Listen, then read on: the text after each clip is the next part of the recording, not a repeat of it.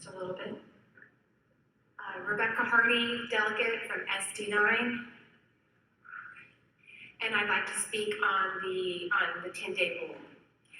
Chairman, committee members, thank you so much for your work here.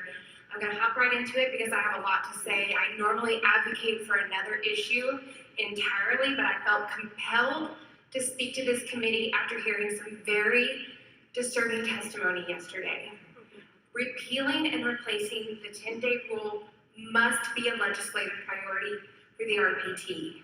Disability should never equal death, nor should it ever be a reason to deny treatment or standard of care.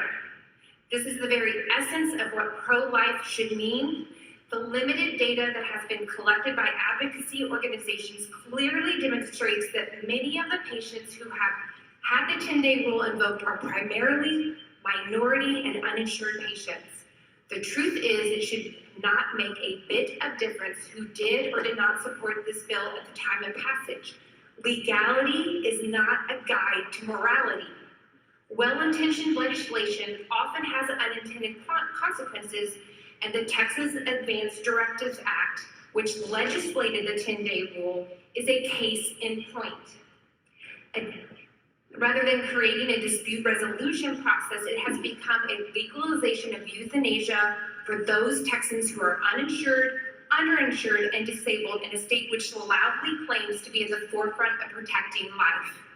The irresponsible rhetoric being dispensed by pro-life experts with no direct or personal first-hand knowledge of these 10-day cases is not only ignorant, it is incredibly dangerous. For example, a statement recently given in the media in the Baby Tinsley case by a pro-life expert compared the ongoing treatment of a child with complex medical needs to torture and experimentation and akin to Nazi Germany.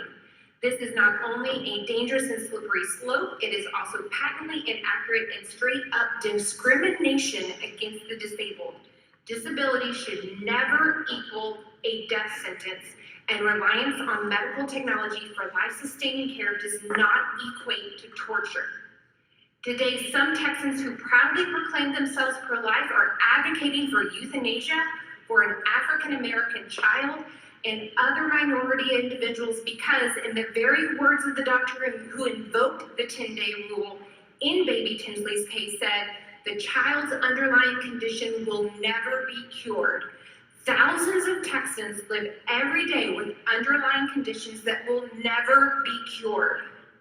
Does a disability or reliance on medical technology mean that life has no value and isn't worth living?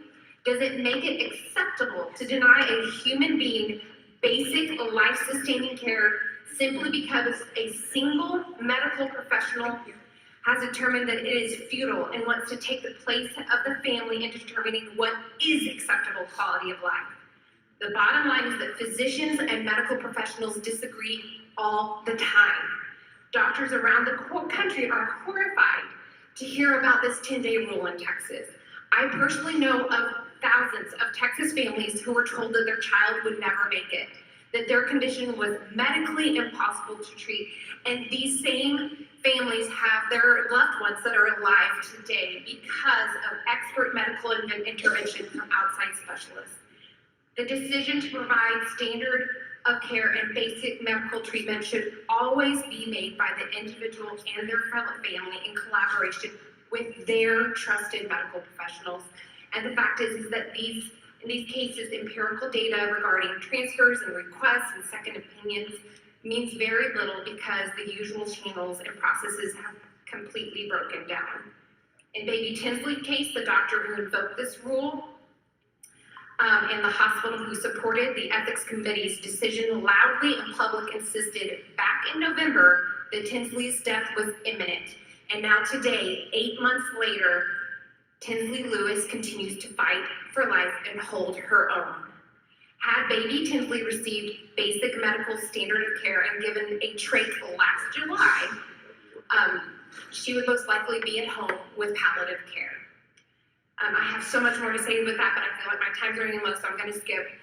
There are many Texans, possibly even some of you in this room today, who depend on daily medical intervention and technology and would not be here today if it were not for significant intensive medical interventions with it, which at the time, okay.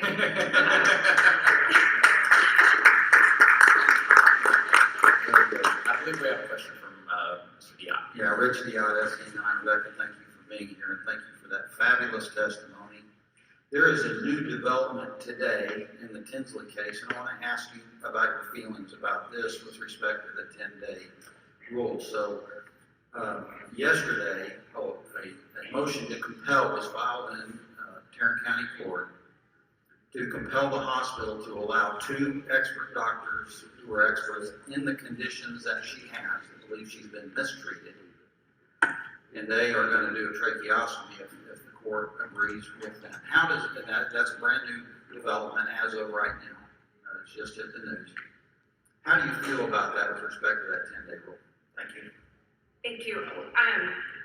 I would just like to say that I am honored today to be a vessel for the organization Protect Texas Fragile Kids, and they are the experts on this. I did read the headline along with you, Mr. Dion, about the motion, and